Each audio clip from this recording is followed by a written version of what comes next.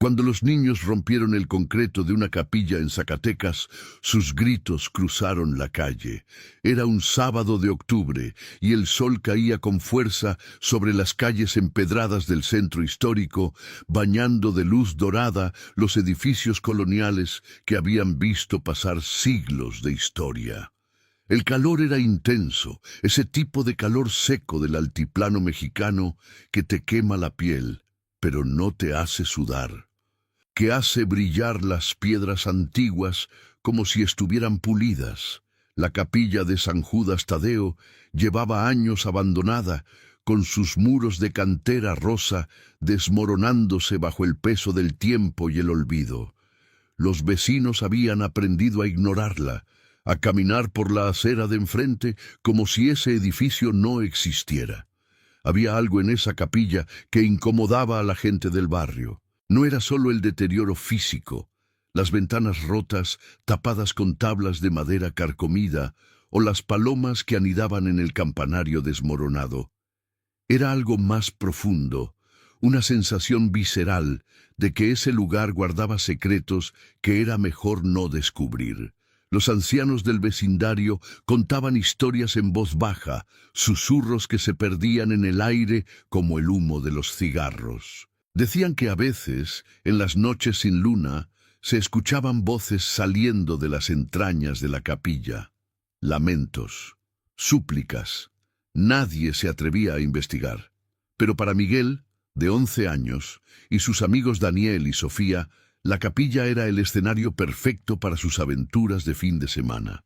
Los tres habían crecido juntos en ese barrio, jugando entre las calles empedradas, correteando entre los vendedores ambulantes, inventando historias de tesoros escondidos y misterios por resolver. Miguel era el líder natural del grupo, alto para su edad, con el cabello negro siempre despeinado y una curiosidad que su madre describía como peligrosa.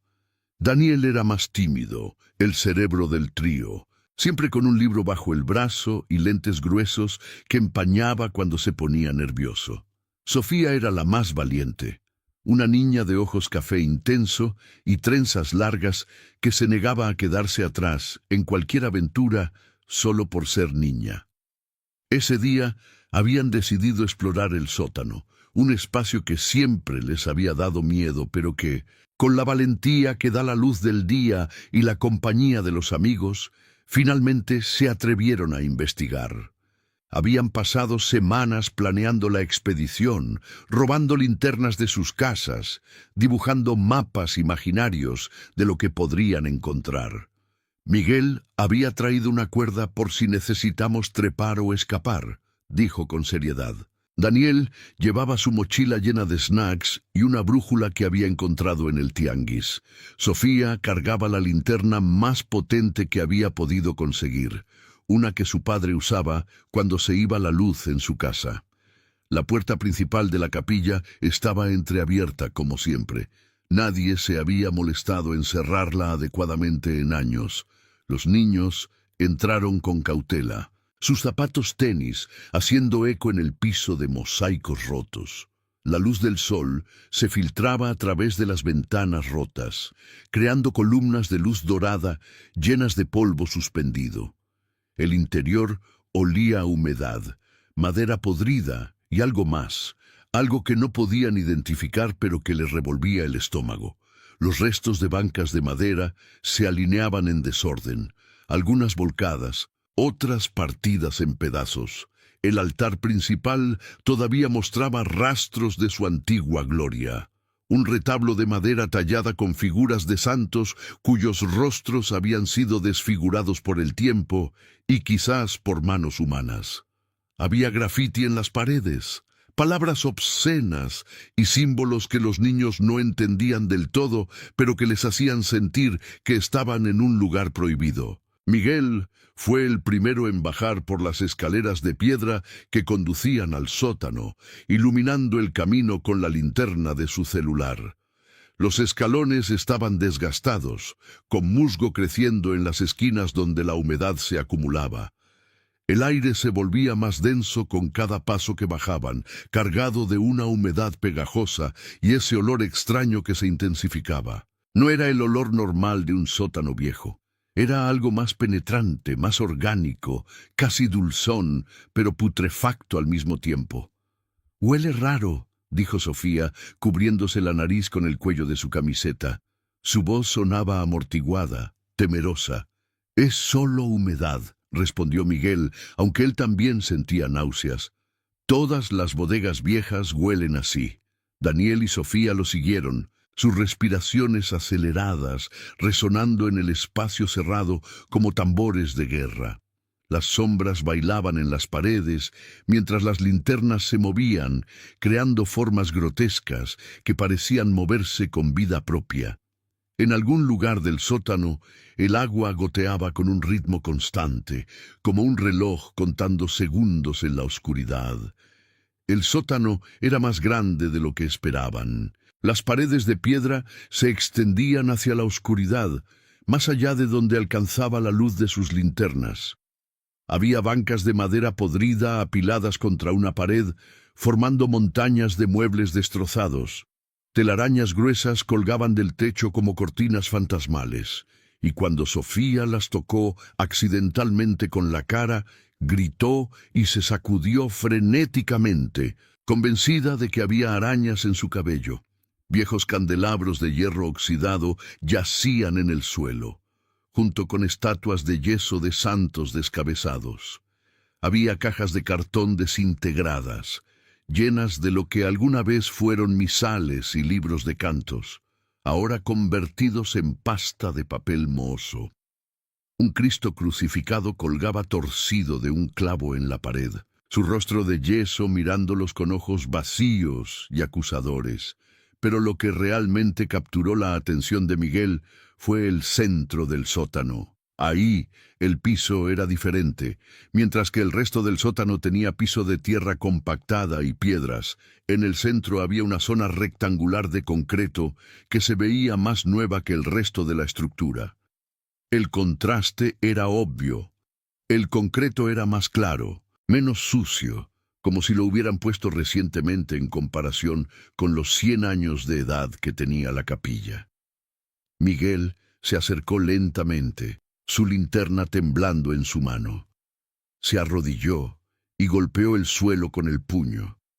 El sonido resonó hueco, no como cuando golpeabas el suelo sólido, sino como cuando tocabas una puerta o una tapa. «Hay algo aquí abajo», dijo con voz temblorosa. Su corazón latía tan fuerte que podía escucharlo en sus oídos, un tamborileo frenético que ahogaba el goteo del agua.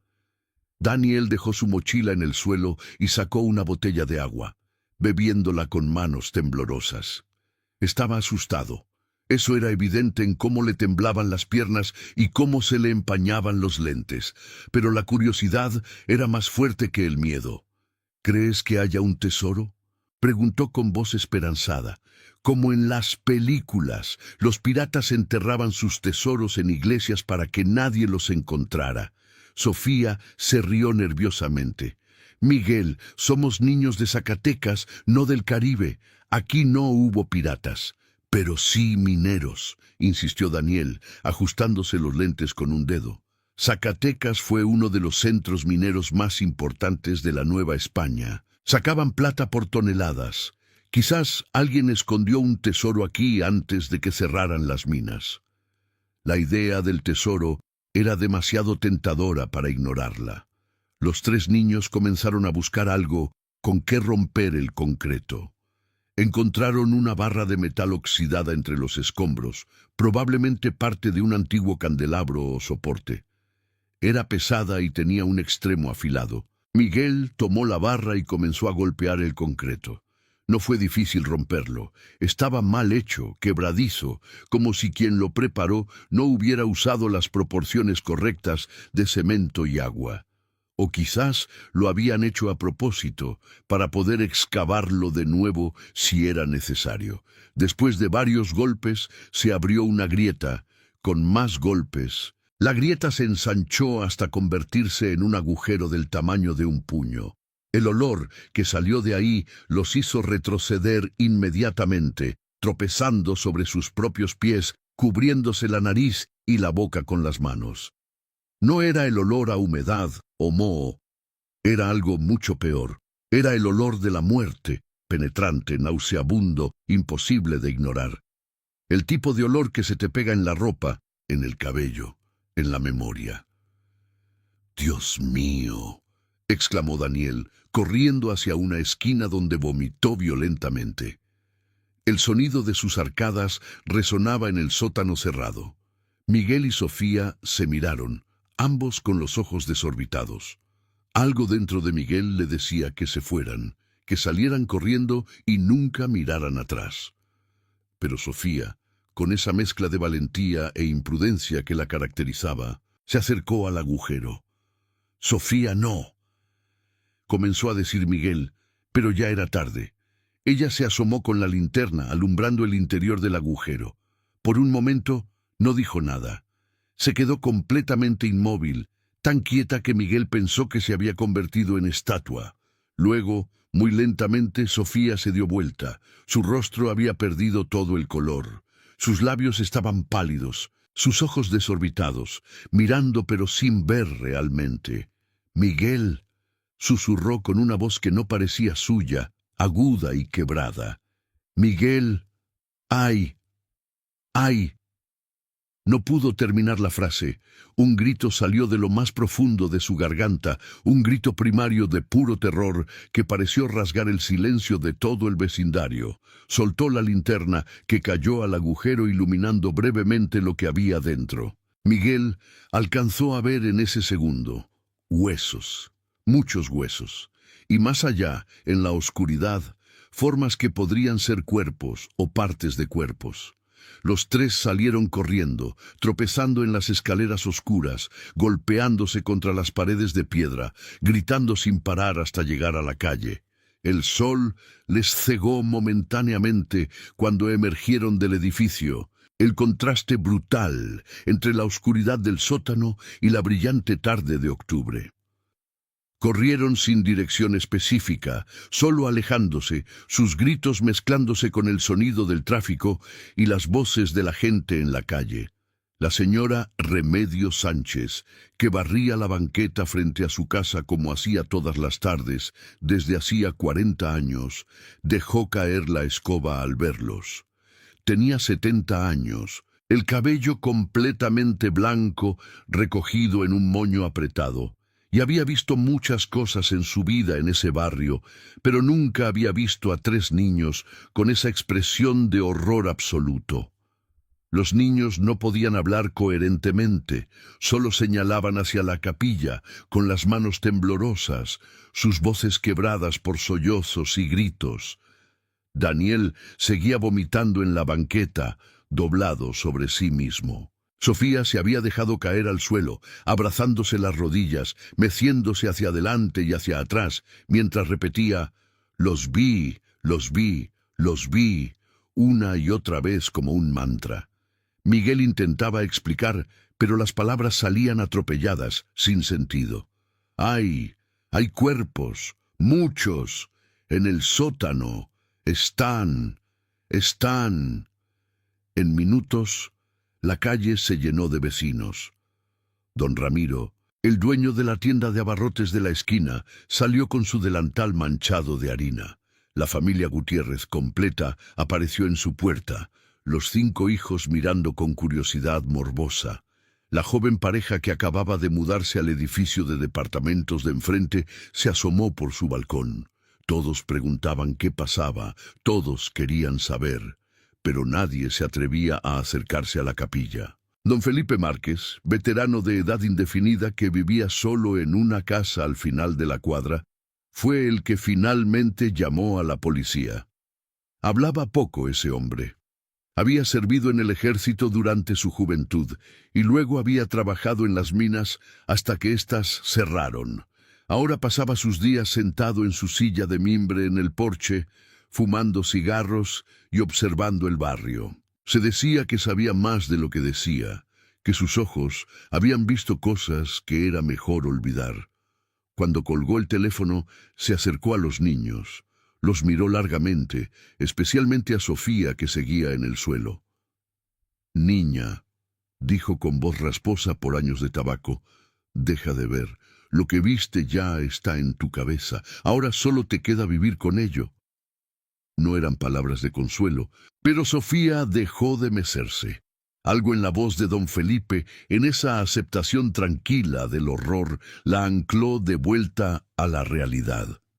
La detective Laura Mendoza llegó 40 minutos después, acompañada de una unidad de criminalística. Había tardado más de lo normal porque estaba en el otro lado de la ciudad, entrevistando a la familia de un joven que había desaparecido hacía 2 semanas. Otra familia rota, otro nombre en una lista que no dejaba de crecer. Era una mujer de 38 años, delgada y de altura promedio, con el cabello negro recogido en una coleta apretada y ojeras profundas que hablaban de demasiadas noches sin dormir. Su rostro tenía esa dureza que desarrollan los policías que han visto demasiado, pero sus ojos café aún mostraban compasión, una humanidad que se negaba a abandonar a pesar de todo. Vestía jeans oscuros, una camisa blanca arrugada y un saco negro que usaba para ocultar la pistola que llevaba en el cinturón. Laura había nacido en Zacatecas, había crecido en estas mismas calles. Conocía cada rincón de la ciudad, cada callejón, cada secreto susurrado entre las paredes coloniales. Había entrado a la policía 15 años atrás, con ideales románticos sobre la justicia y la verdad. Los primeros años fueron duros pero manejables, robos menores, violencia doméstica, los delitos cotidianos de cualquier ciudad. Pero en la última década, todo había cambiado. El crimen organizado se había infiltrado en cada aspecto de la sociedad. Las desapariciones se volvieron comunes. Los cuerpos empezaron a aparecer en lugares cada vez más públicos, como advertencias, y la gente dejó de hablar, dejó de confiar, dejó de esperar justicia. Laura llevaba 5 años investigando casos de desaparecidos en Zacatecas, y había aprendido a reconocer esa mirada en los testigos, esa expresión de horror puro que no se borra con palabras tranquilizadoras ni con tiempo. Era una mirada que cambiaba a las personas para siempre. La había visto en madres buscando a sus hijos, en esposas esperando maridos que nunca volverían, en niños que habían encontrado cosas que ningún niño debería encontrar. Cuando bajó de su auto y vio a los 3 niños rodeados de vecinos, supo inmediatamente que esto era grave. Miguel había dejado de gritar, pero seguía temblando incontrolablemente. Daniel lloraba en silencio, lágrimas corriendo por sus mejillas mientras su madre lo abrazaba. Sofía miraba al vacío, desconectada de la realidad. «¿Dónde está?», preguntó Laura a los niños con voz firme pero amable. Había aprendido que con víctimas de trauma había que ser directa pero gentil. No podías titubear ni mostrar debilidad, pero tampoco podías ser fría o distante. Miguel, todavía temblando pero haciendo un esfuerzo visible por controlarse, señaló hacia la entrada de la capilla. «En el sótano, bajo el concreto, hay muchos». Laura le hizo una seña a su equipo. Eran 4 técnicos de criminalística que había aprendido a confiar en estos años. No muchos en la policía de Zacatecas eran de fiar. Muchos estaban en la nómina del crimen organizado, mirando hacia otro lado cuando convenía, filtrando información cuando se les pedía. Pero estos 4, Laura los conocía desde hacía años. Habían trabajado juntos en decenas de casos. Eran honestos, o al menos lo suficientemente honestos como para que Laura depositara su vida en sus manos. Entraron a la capilla, sus pasos resonando en el espacio vacío. Laura sacó su linterna y la encendió, el haz de luz cortando la penumbra. El interior era exactamente como lo recordaba de su infancia, cuando su abuela la traía a misa todos los domingos. Solo que ahora todo estaba destruido, profanado, convertido en un cascarón de lo que alguna vez fue un lugar sagrado. Cuando bajó al sótano y vio el agujero en el concreto, sintió que el estómago se le revolvía. No era la primera vez que veía algo así. En sus 5 años investigando desapariciones, había encontrado 3 fosas clandestinas. Una con 7 cuerpos, otra con 12, la tercera con 21. Cada una dejaba cicatrices en su alma que sabía nunca sanarían completamente. Pero esta era diferente. Esta estaba en el corazón de la ciudad, en un barrio donde vivían cientos de familias, donde los niños jugaban en las calles. Quien había puesto estos cuerpos aquí no solo quería deshacerse de evidencia, quería enviar un mensaje. Estaban tan seguros de su poder, tan confiados en su impunidad, que habían convertido un lugar sagrado en una tumba. Con ayuda del equipo forense, ampliaron el agujero. Cada golpe del pico contra el concreto sonaba como un trueno en el espacio cerrado. El polvo de cemento se levantaba en nubes grises que les hacían toser. El olor empeoraba con cada centímetro de concreto removido. Debajo del concreto había una fosa. No, una fosa era poco. Era un pozo profundo, excavado con cuidado, reforzado en los bordes para que no colapsara, y en ella restos humanos. No uno, varios, demasiados para contarlos a simple vista en esas condiciones de luz y con el estado de descomposición avanzado. Laura salió del sótano con las piernas temblando. Se apoyó contra la pared de la capilla, respirando profundamente. El sol le quemaba la cara, tan brillante después de la oscuridad del sótano, pero sentía frío, un frío que venía desde dentro, desde un lugar del alma que el sol no podía alcanzar. Tomó su teléfono con manos que intentaba mantener firmes y llamó al Ministerio Público. El abogado Fernando Ortiz respondió al tercer timbre. «Encontramos algo», dijo Laura simplemente. «Necesitamos más personal, muchos más, y que contacten a las familias de desaparecidos. Esto va a ser grande». Mientras esperaba al equipo adicional de forenses y al personal del Ministerio Público, observó a los vecinos agolpados detrás del cordón policial que su equipo ya había establecido. Reconoció algunas caras, familias que había entrevistado a lo largo de los años, rostros que se habían grabado en su memoria no porque fueran especiales, sino porque representaban un dolor tan profundo que no tenía palabras. La señora Beatriz Contreras, cuyo hijo de 22 años, Javier, había desaparecido hacía 3 años después de salir de su trabajo en una fábrica textil.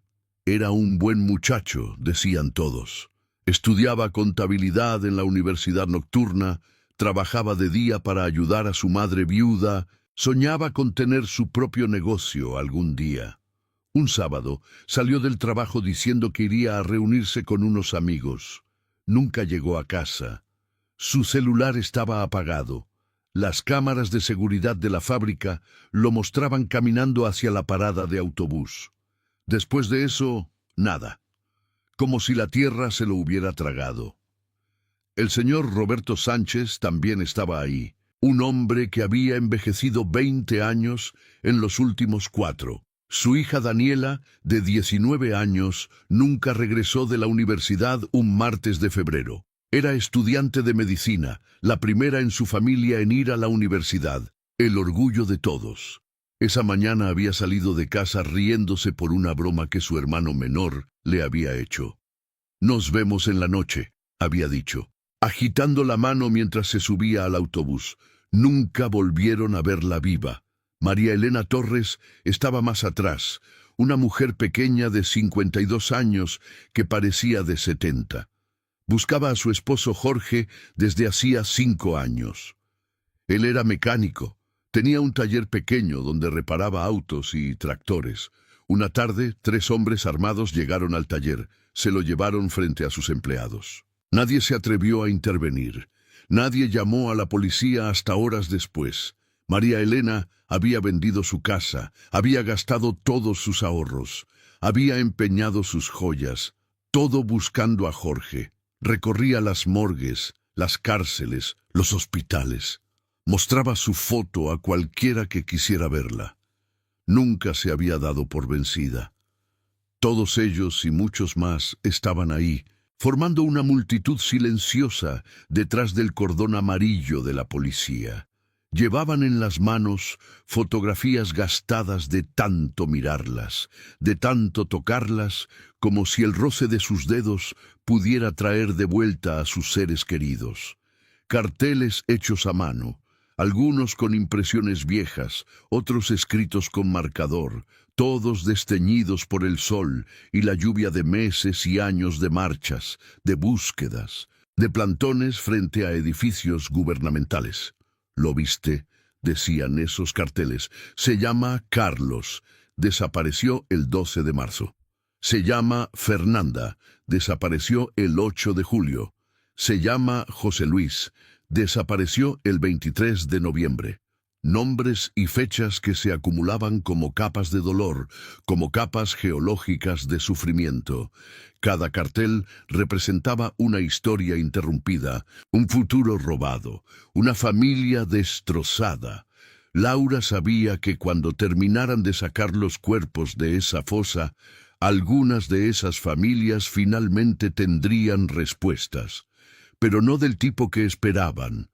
La noche cayó sobre Zacatecas, pero la capilla permanecía iluminada por las luces de la policía. Los técnicos trabajaban meticulosamente, documentando cada centímetro de la fosa. Laura coordinaba desde afuera, bebiendo café tras café de un termo que había traído de su casa. A las 3 de la mañana, el médico forense se acercó a ella. Era un hombre mayor, el doctor Héctor Ruiz, que había visto demasiado en sus 40 años de carrera. Por ahora contamos 17 cuerpos, dijo con voz cansada, pero puede haber más. Algunos están en mal estado, otros. Llevaban ahí mucho tiempo, años probablemente. Laura cerró los ojos. 17 familias, 17 vidas. ¿Alguna identificación preliminar? Es muy pronto. Necesitamos análisis de ADN, pero Laura... El doctor hizo una pausa. Hay señales de violencia extrema. Esto no fue rápido, sufrieron. La detective apretó el puño alrededor de su taza de café. Conocía bien ese tipo de violencia. En Zacatecas, como en muchas partes de México, los desaparecidos eran un secreto a voces. Todos sabían lo que pasaba, pero nadie hablaba. No podían. El miedo era una presencia constante, invisible pero asfixiante. Cuando amaneció, la noticia ya había recorrido toda la ciudad. Las redes sociales explotaban con especulaciones, teorías, acusaciones. Los medios de comunicación locales llegaron en tropel, cámaras y micrófonos invadiendo la calle. Laura tuvo que dar una conferencia de prensa improvisada, eligiendo cuidadosamente cada palabra. Estamos en las primeras etapas de la investigación. Les pedimos paciencia a las familias y que cualquier persona con información se acerque a las autoridades. Pero sabía que nadie hablaría. El miedo era más fuerte que la necesidad de justicia. Entre el público, Laura vio a un hombre que no pertenecía a la prensa.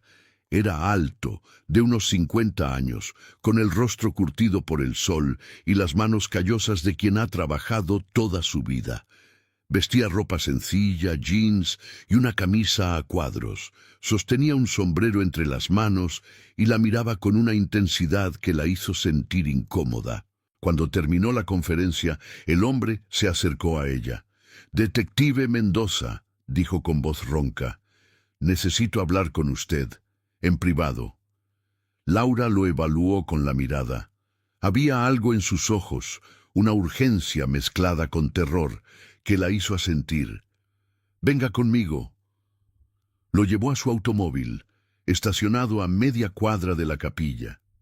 Cuando cerraron las puertas, el hombre se quitó el sombrero y lo apretó contra su pecho, como si fuera un escudo.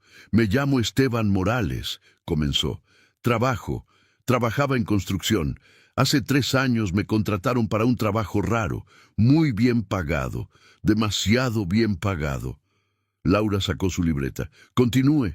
Me dijeron que tenía que reparar el piso de esa capilla, de noche, sin hacer preguntas. Me pagaron 50,000 pesos por 3 días de trabajo. Esteban tragó saliva. Cuando llegué ya había una excavación, grande, profunda. Me dijeron que solo tenía que cubrir con concreto, que no mirara abajo, que no hablara nunca de esto. ¿Y lo hizo? Tenía miedo, detective. Mi familia. Tengo 3 hijos. Me amenazaron. Dijeron que si hablaba, si le decía a alguien. No pudo terminar la frase. Laura se inclinó hacia adelante. ¿Quién lo contrató? Esteban la miró con ojos llenos de lágrimas. No puedo decirle. Si lo hago, me matan.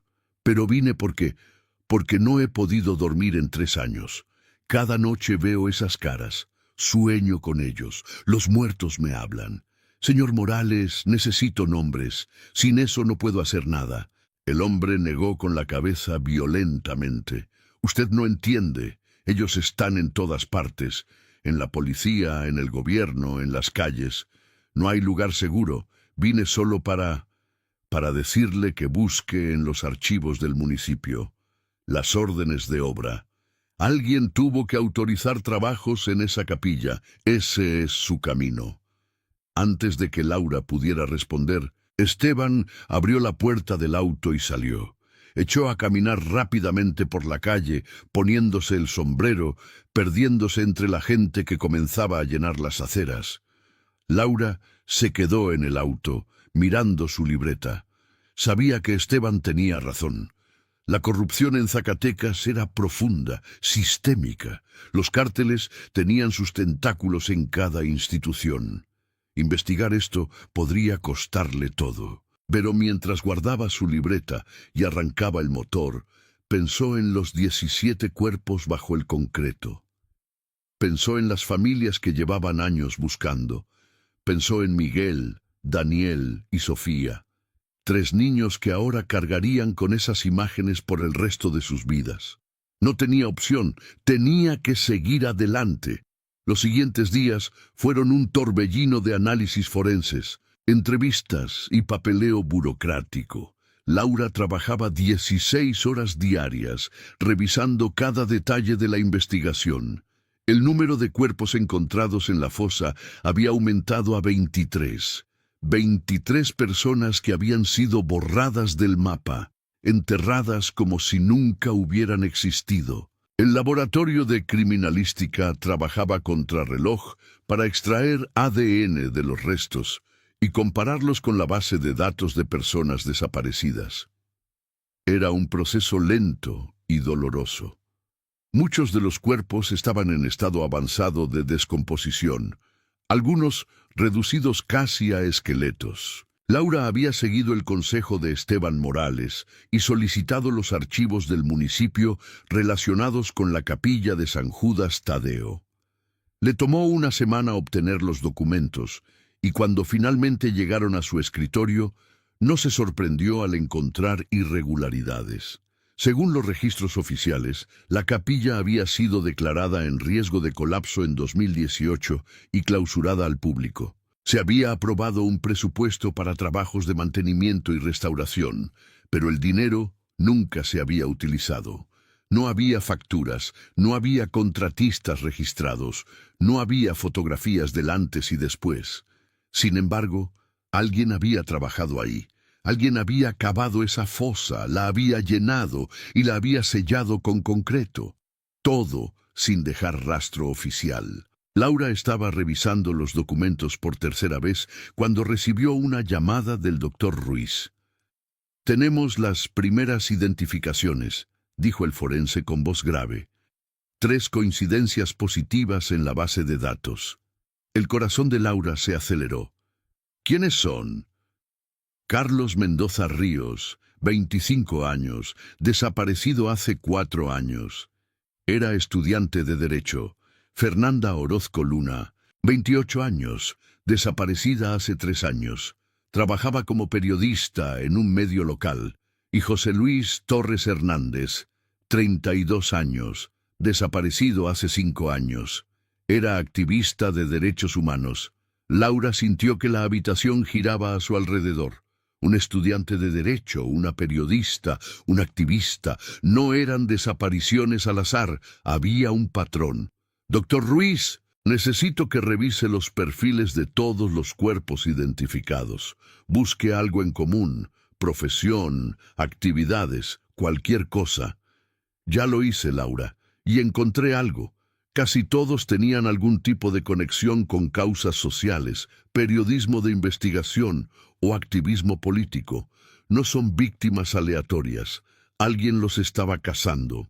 Laura colgó el teléfono y se quedó mirando por la ventana de su oficina. Afuera, Zacatecas seguía su ritmo normal. Gente caminando por las calles, niños yendo a la escuela, comerciantes abriendo sus negocios. Una ciudad que parecía tranquila en la superficie, pero que escondía pozos profundos de violencia y terror.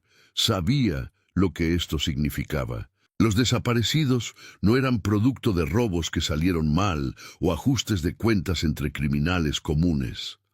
Era algo mucho más oscuro. Era una campaña sistemática para silenciar voces disidentes. Esa tarde, Laura visitó a la familia de Fernanda Orozco.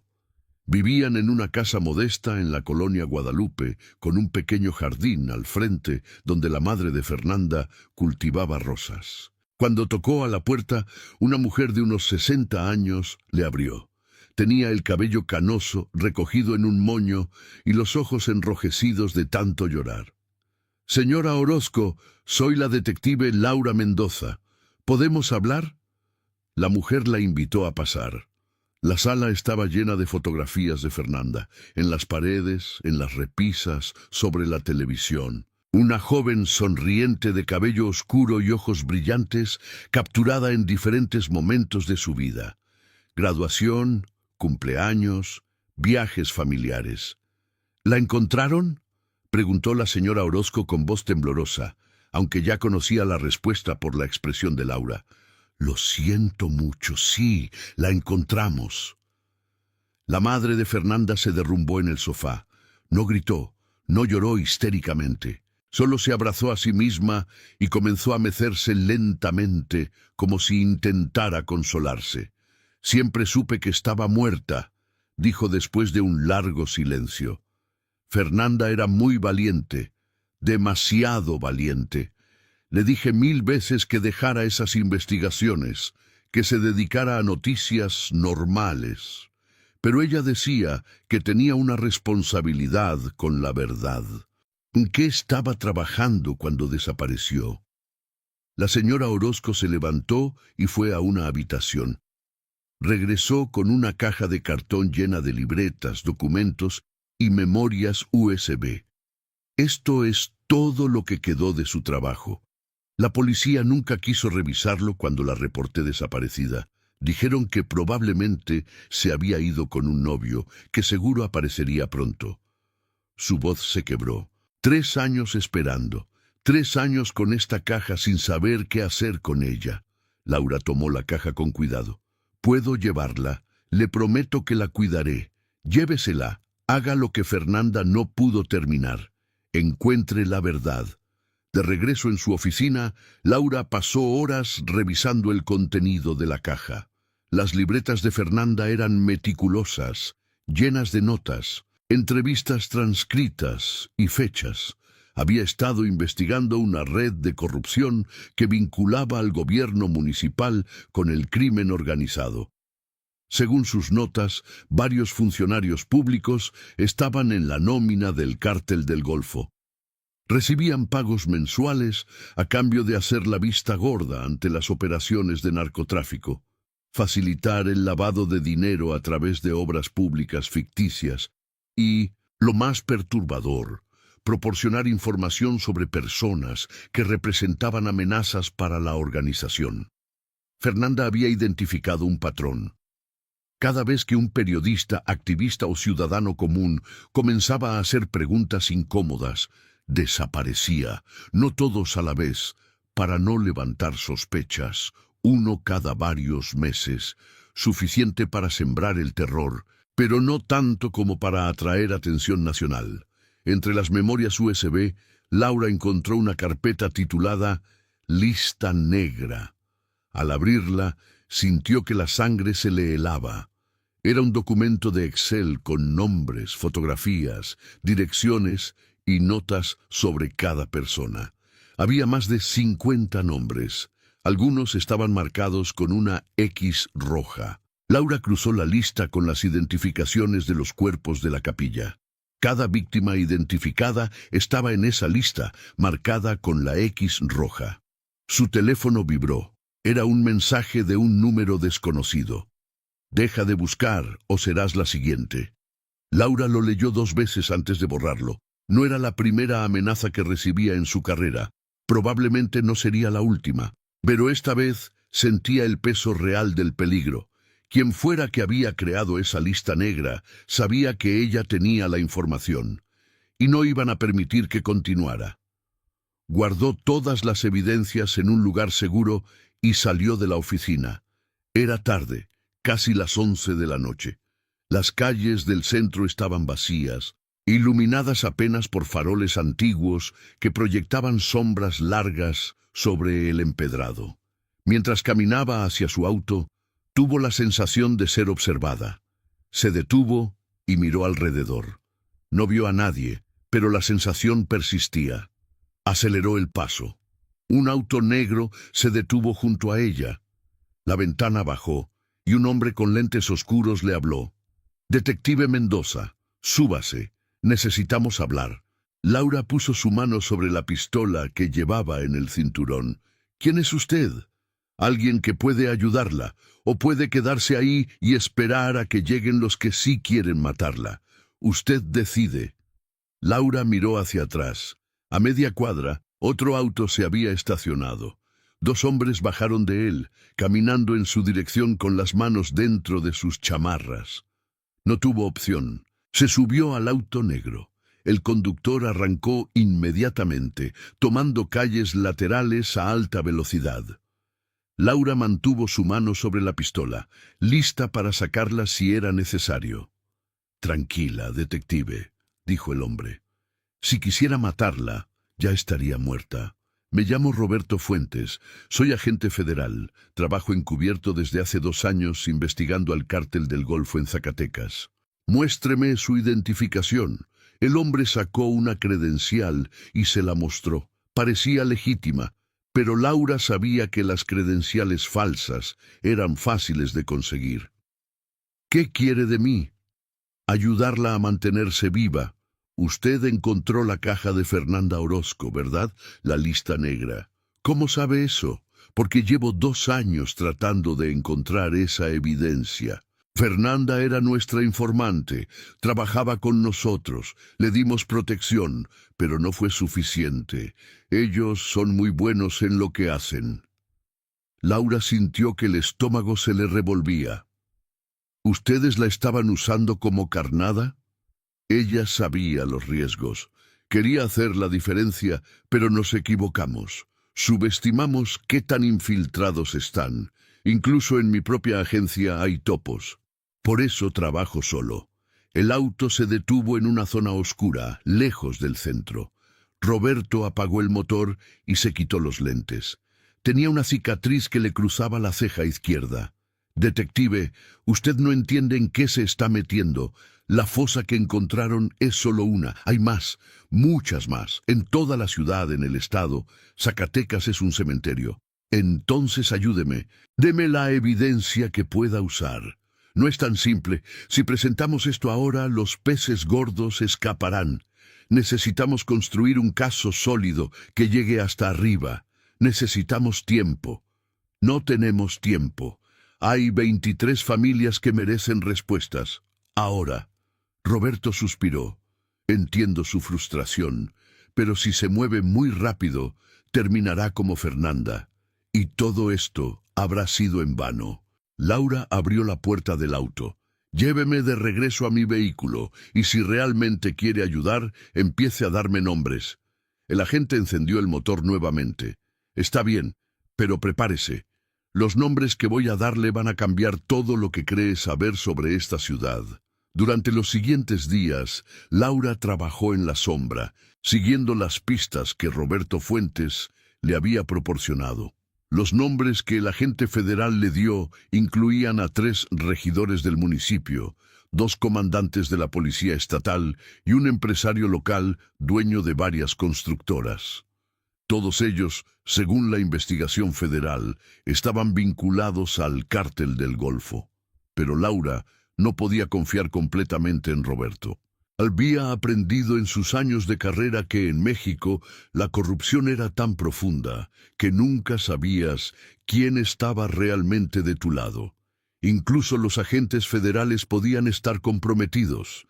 Decidió seguir su propia línea de investigación. Regresó a los archivos municipales y comenzó a rastrear las obras públicas aprobadas en los últimos 5 años. Encontró un patrón preocupante. Varias construcciones y remodelaciones de edificios públicos habían sido adjudicadas a la misma empresa, Constructora Montes del Norte, propiedad de Ignacio Montes Villareal, uno de los nombres en la lista de Roberto. Las cifras no cuadraban. Proyectos que deberían costar millones se pagaban por cantidades mucho mayores. El dinero extra, Laura lo sabía, probablemente se lavaba a través de facturas falsas y se distribuía entre los funcionarios corruptos y el cártel. Pero lo más perturbador era otra cosa. Laura cruzó las fechas de las obras con las fechas de las desapariciones. Había una correlación directa. Cada vez que se aprobaba un proyecto de Constructora Montes del Norte, desaparecía alguien de la lista negra de Fernanda. La capilla de San Judas Tadeo había sido uno de esos proyectos. Según los documentos oficiales, se había asignado un presupuesto de 3 millones de pesos para su restauración en 2019. El dinero había sido transferido a Constructora Montes del Norte, pero ningún trabajo legítimo se había realizado, solo la excavación de una fosa y su posterior sellado. Laura necesitaba hablar directamente con Ignacio Montes, pero no podía hacerlo oficialmente sin alertar a sus cómplices. Tenía que ser inteligente. Esa noche decidió vigilar la oficina de Constructora Montes del Norte, ubicada en una zona comercial de la ciudad. Se estacionó en una calle lateral con vista al edificio y esperó. A las 9 de la noche, Ignacio Montes salió del edificio. Era un hombre corpulento, de unos 50 años, vestido con traje caro y conduciendo una camioneta lujosa. Laura lo siguió a distancia. Montes manejó hacia las afueras de la ciudad, tomando una carretera que llevaba a las comunidades rurales. Después de 20 minutos, se desvió por un camino de terracería. Laura apagó las luces de su auto y lo siguió a pie. El camino llevaba a una propiedad grande, rodeada por una barda alta de concreto. Había guardias en la entrada y cámaras de seguridad. Se ocultó entre los arbustos y observó. Varios vehículos estaban estacionados dentro de la propiedad. Reconoció algunas de las placas, pertenecían a funcionarios municipales. Era una reunión. De pronto, sintió un arma presionándole la nuca. «No se mueva», dijo una voz masculina detrás de ella. «Suelte su arma». Lentamente. Laura obedeció, dejando caer su pistola al suelo. El hombre la empujó para que se pusiera de pie y la giró. Era uno de los guardias de seguridad de la propiedad. «¿Qué hace aquí?» «Me perdí. Estoy buscando». «No me tome por idiota. La vi seguir al jefe». El guardia habló por radio. «Tenemos visita». En minutos, Laura fue arrastrada al interior de la propiedad. La llevaron a un almacén grande, donde había varios hombres reunidos alrededor de una mesa. Ignacio Montes estaba ahí, junto con 2 de los regidores que Roberto había mencionado. «Detective Mendoza», dijo Montes con una sonrisa que no llegaba a sus ojos. «Qué sorpresa tan desagradable». Laura mantuvo la calma, aunque su corazón latía desbocado. «Ignacio Montes está bajo arresto por...» Montes soltó una carcajada. Los demás hombres lo acompañaron. «¿Bajo arresto?», Detective, usted no está en posición de arrestar a nadie. Está sola, en mi propiedad, sin una orden de cateo. Y nadie sabe que está aquí. Se equivoca. Mi departamento sabe exactamente dónde estoy. Montes se acercó a ella, estudiándola con la mirada. Está mintiendo. He sobrevivido en este negocio por 20 años porque sé detectar mentiras. Y usted, detective, está sola en esto. Igual que Fernanda Orozco, igual que todos los que han intentado exponernos. ¿La mató usted? Yo no ensucio mis manos. Para eso tengo gente. Pero sí, di la orden. Fernanda era un problema. Estaba muy cerca de descubrir toda la operación. No podíamos permitirlo. Laura sintió rabia hirviendo en su pecho. ¿Y los demás? ¿23 personas enterradas como animales? Daños colaterales. En tiempos de guerra hay bajas. Zacatecas es nuestro territorio. Quien amenace nuestro negocio desaparece. Así de simple. Uno de los regidores, un hombre delgado con bigote, intervino. Ignacio, no deberíamos estar teniendo esta conversación. Ya sabes qué hacer. Montes asintió. Tienes razón. Se dirigió a Laura. Detective, usted tomó malas decisiones. Pudo haber aceptado el dinero que le ofrecimos el año pasado. Pudo haberse quedado callada. Pero eligió ser heroína. Y las heroínas, en mi experiencia, siempre tienen finales trágicos.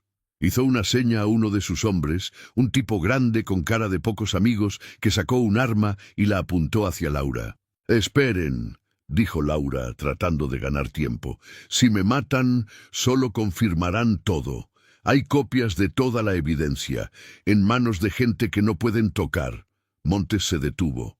«¿Qué evidencia?» La lista negra, los documentos de Fernanda, las irregularidades en las obras públicas. Todo. Si no aparezco mañana, todo eso sale a la luz. Era un farol, pero Laura lo dijo con tanta convicción que Montes dudó. «No le creo», dijo finalmente, «pero no importa. Para cuando encuentren su cuerpo, si es que lo encuentran, ya estaremos lejos. México es grande. Hay muchos lugares donde podemos operar». El hombre levantó el arma, apuntando directo a la frente de Laura. Ella cerró los ojos, pensando en su familia, en las víctimas, en todas las injusticias que no había podido remediar. Un disparo resonó en el almacén. Laura abrió los ojos esperando ver su propia sangre, pero no sentía dolor. El hombre que la iba a ejecutar estaba en el suelo, con un agujero en la cabeza. Del techo del almacén descendieron varios agentes vestidos con equipo táctico. Al suelo, manos detrás de la cabeza. Era Roberto Fuentes quien lideraba el operativo. En minutos todos los presentes estaban esposados. Roberto ayudó a Laura a ponerse de pie. «¿Está bien?» Laura asintió, todavía en shock. «¿Cómo?» La seguí. Sospeché que haría algo así. Le coloqué un rastreador en su auto hace 2 días. Eso es ilegal. Salvó su vida. Puede demandarme después. Los arrestados fueron llevados a camionetas blindadas. Laura observó cómo se llevaban a Ignacio Montes, quien la miraba con odio puro. «Esto no termina aquí», gritó Montes mientras lo metían a la camioneta. «Puedes arrestarme, pero hay cientos como yo. El sistema es nuestro, México es nuestro». Roberto puso una mano en el hombro de Laura. «Conseguimos la confesión que necesitábamos. Con esto podemos abrir una investigación formal a nivel federal. Es un comienzo». Laura sabía que tenía razón, pero también sabía que Montes no estaba del todo equivocado. Por cada criminal que arrestaban, 10 más ocupaban su lugar. La corrupción era como una hidra, le cortabas una cabeza y crecían 2 más. Pero en ese momento, viendo a los responsables de tantas muertes siendo arrestados, sintió algo que no había sentido en mucho tiempo, una pequeña chispa de esperanza. El arresto de Ignacio Montes y los funcionarios corruptos sacudió a Zacatecas. Los medios nacionales llegaron en masa, cubriendo lo que llamaron uno de los casos de corrupción y crimen organizado más importantes del año. Las redes sociales explotaban con indignación, exigiendo justicia para las víctimas. Laura se convirtió en una figura pública de la noche a la mañana. Su fotografía aparecía en todos los periódicos, la entrevistaban en televisión, la llamaban heroína. Pero ella no se sentía así. Cada vez que veía una cámara, pensaba en las 23 personas que ya no podían hablar por sí mismas. Los análisis de ADN continuaban. Cada semana se identificaba a una nueva víctima, y cada identificación traía consigo un funeral, lágrimas y un dolor que parecía no tener fin. Laura asistía a todos los funerales que podía, presentando sus respetos a familias que habían esperado años por este momento. El funeral de Fernanda Orozco fue especialmente difícil. La iglesia del Sagrado Corazón estaba llena hasta el tope. Periodistas, activistas, ciudadanos comunes, todos habían venido a despedirse de una mujer que había dado su vida por la verdad. Laura se sentó junto a la señora Orozco, quien sostenía entre sus manos el rosario de su hija. Durante la misa, la madre habló. Mi Fernanda siempre fue valiente, desde niña. Cuando tenía 8 años, defendió a un compañero de clase que sufría bullying. Le dio un puñetazo al agresor y terminó castigada. Una risa triste escapó de sus labios, siempre defendiendo a los débiles, siempre luchando contra la injusticia. Sabía que eso le costaría la vida. Una vez me dijo, «Mamá, si me pasa algo, no llores. Llora por los que se quedaron callados». Las palabras de la señora Orozco resonaron en la iglesia. Laura sintió lágrimas corriendo por sus mejillas, las primeras que había derramado desde que encontró la fosa. Después del funeral, un grupo de periodistas y activistas se reunió en la casa de Fernanda. Habían decidido formar una organización llamada Voces de los Desaparecidos, dedicada a buscar a otras víctimas en Zacatecas y en todo México. «No podemos dejar que Fernanda haya muerto en vano», dijo uno de los periodistas, un joven de nombre David Peralta. «Tenemos que continuar su trabajo. Tenemos que encontrar a todos los desaparecidos y exponer a los responsables». Laura se unió a ellos en esa primera reunión. Sabía que el trabajo apenas comenzaba. Según las estimaciones del gobierno federal, había más de 100,000 desaparecidos en todo México. Zacatecas tenía su propia cuota de horror, con cientos de casos sin resolver. Roberto Fuentes también se unió al esfuerzo.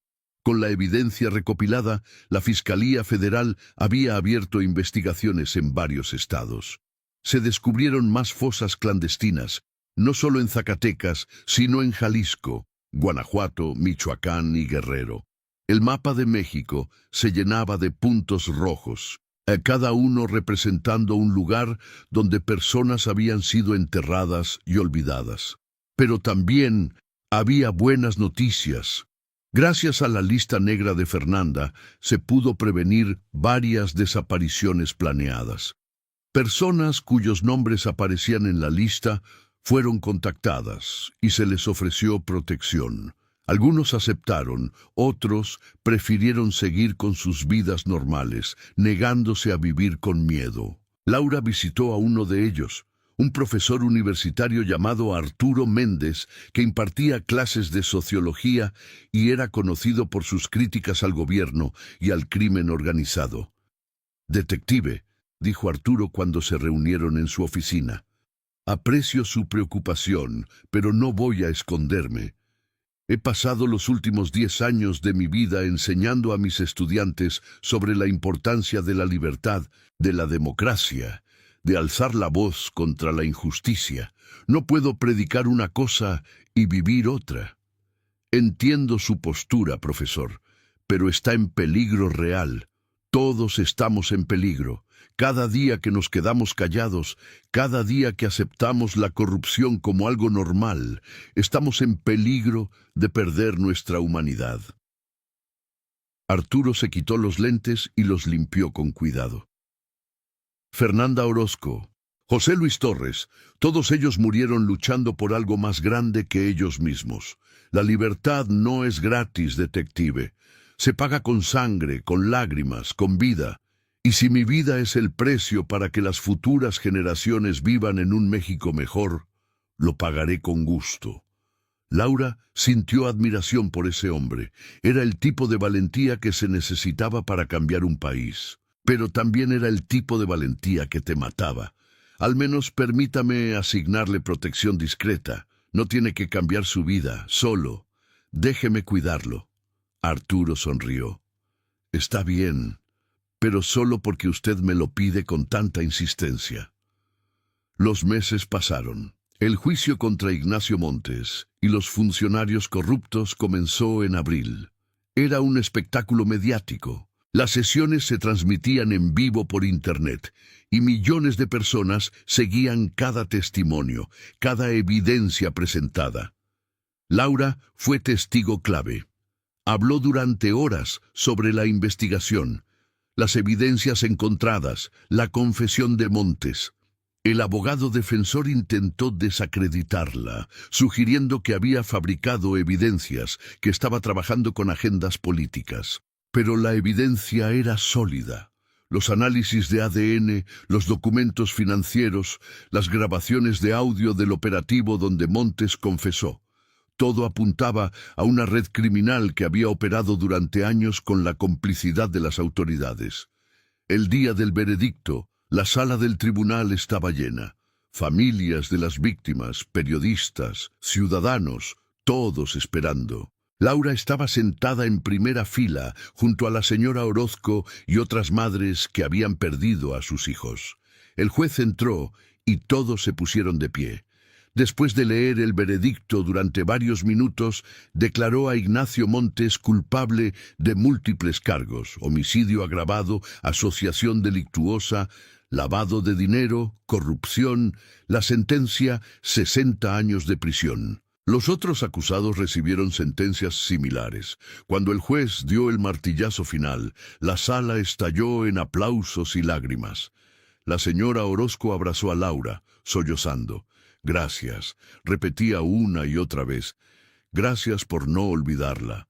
Pero Laura sabía que la victoria era parcial. Montes era solo una pieza en un sistema corrupto que seguía funcionando. Ya había informes de que otros grupos criminales estaban tomando el control del territorio que Montes había dejado. La violencia continuaba. Sin embargo, algo había cambiado en Zacatecas. La gente ya no tenía tanto miedo de hablar. Las marchas de familiares de desaparecidos se hacían más grandes cada semana. Los jóvenes se organizaban exigiendo cambios. Las universidades abrían foros sobre derechos humanos y justicia social. Fernanda Orozco se había convertido en un símbolo. Su fotografía aparecía en murales por toda la ciudad, acompañada de frases que ella había escrito en sus artículos. La verdad no se entierra con el cuerpo, decía uno de esos murales. El silencio es complicidad, decía otro. Laura visitó uno de esos murales una tarde, después de un día largo en la oficina. Estaba ubicado en una pared de la Universidad Autónoma de Zacatecas, pintado por estudiantes de arte. Mostraba a Fernanda con una pluma en la mano, escribiendo sobre un papel que se transformaba en alas. Mientras observaba el mural, una joven se acercó a ella. No tendría más de 20 años, con el cabello teñido de azul y múltiples piercings. ¿Es usted la detective Mendoza? Laura asintió. Quiero agradecerle por lo que hizo, por no rendirse. Solo hice mi trabajo. No, hizo más que eso. Nos dio esperanza. Nos mostró que sí se puede luchar contra ellos y ganar. La joven señaló el mural. Fernanda era mi prima, era como una hermana mayor para mí. Cuando desapareció, mi familia se destruyó. Mi tía enloqueció de tristeza. Pero ahora, sabiendo que hubo justicia, que su muerte no fue en vano, nos da paz, no alegría. Nunca será alegría, pero paz. Laura sintió un nudo en la garganta. Tu prima era una mujer extraordinaria. El país necesita más personas como ella. El país tiene personas como ella, millones. Solo necesitan el valor para alzar la voz. La joven sonrió. Yo voy a estudiar periodismo, como Fernanda. Voy a contar las historias que nadie quiere escuchar. Voy a ser su voz. Esa noche, Laura regresó a su casa y se sentó en su pequeño balcón que daba a las calles iluminadas de Zacatecas. La ciudad brillaba bajo las estrellas, tranquila en apariencia pero vibrante en su lucha interior. Pensó en todos los nombres que había conocido durante la investigación. Carlos, Fernanda, José Luis, los 23 que habían sido identificados y los que todavía esperaban ser nombrados. Pensó en las familias que seguían buscando, en los que nunca tendrían un funeral porque sus cuerpos nunca aparecerían.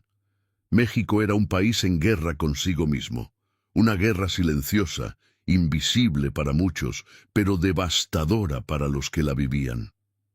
Cada día desaparecían personas, cada día se encontraban nuevas fosas, cada día se rompía otra familia, pero también había resistencia. Gente como Fernanda, como Arturo, como esa joven de cabello azul que decidió convertirse en periodista. Millones de mexicanos que se negaban a aceptar la violencia como algo normal, que luchaban por un futuro mejor. Laura sacó su teléfono y miró las fotografías de las víctimas que guardaba en una carpeta especial. 23 caras, 23 historias interrumpidas. Se prometió a sí misma que nunca las olvidaría. Al día siguiente, Laura recibió una llamada de Roberto Fuentes. Encontramos otra fosa, en la periferia de la ciudad. Parece que hay más de 40 cuerpos. Laura cerró los ojos, respiró profundo y respondió: voy para allá. Mientras conducía hacia el lugar, pensó en las palabras del mural. La verdad no se entierra con el cuerpo. Tenían razón. La verdad siempre encontraba la manera de salir a la luz. A veces tomaba años, a veces décadas, a veces costaba vidas, pero eventualmente la verdad emergía. Y cuando lo hacía, cambiaba todo. Cuando Laura llegó al sitio, vio el mismo escenario que meses atrás: cordón policial, unidades de criminalística, familias esperando con fotografías de sus desaparecidos. El doctor Ruiz ya estaba ahí, coordinando la excavación. «No termina nunca, ¿verdad?», dijo Laura. El doctor negó con la cabeza. «No, pero cada fosa que encontramos, cada cuerpo que identificamos, es una familia que obtiene respuestas. Es poco, pero es algo». Laura se puso el chaleco con la insignia de detective y caminó hacia la excavación. Había trabajo por hacer, historias por descubrir, verdades por revelar, porque en un país donde miles desaparecían cada año, donde el silencio era la norma y el miedo la ley, cada persona que se atrevía a hablar, cada detective que se rehusaba a rendirse, cada periodista que exponía la verdad, era un acto de resistencia, era un acto de libertad. Y la libertad, por más que intentaran enterrarla bajo capas de concreto y miedo, siempre encontraba la manera de florecer. Años después, cuando se escribieran los libros de historia sobre este período oscuro de México, cuando las nuevas generaciones preguntaran cómo fue posible que tantas personas desaparecieran sin que nadie hiciera nada, la respuesta sería compleja, pero también estaría llena de nombres como Fernanda Orozco, como la detective Laura Mendoza, como todas las madres que marchaban cada semana buscando a sus hijos, como los jóvenes que se negaban a aceptar la violencia como destino. México estaba sangrando, había sangrado durante décadas, pero en medio de ese sangrado había esperanza, esperanza de que algún día los niños mexicanos no tuvieran que romper el concreto para encontrar la verdad, de que pudieran crecer en un país donde alzar la voz no significara arriesgar la vida. Esa esperanza, frágil y tenue como era lo único que mantenía a Laura en pie. Mientras caminaba entre las excavaciones, documentando cada detalle, sabía que este no era el final. Era solo el comienzo de una lucha que tomaría generaciones, pero era una lucha que valía la pena pelear, porque la libertad de un pueblo no se negocia, no se vende, no se entierra, se defiende, con cada palabra, con cada acción, con cada momento de valentía en medio del miedo. Y mientras hubiera personas dispuestas a defender esa libertad, México tendría futuro. Un futuro donde las capillas no esconderían cuerpos, donde los niños no encontrarían terror bajo el concreto, donde cada vida importara, donde la verdad no necesitara ser excavada de fosas clandestinas. Ese México todavía no existía, pero podía existir, y Laura Mendoza, junto con miles como ella, iba a luchar para que existiera, cada día, sin rendirse, nunca,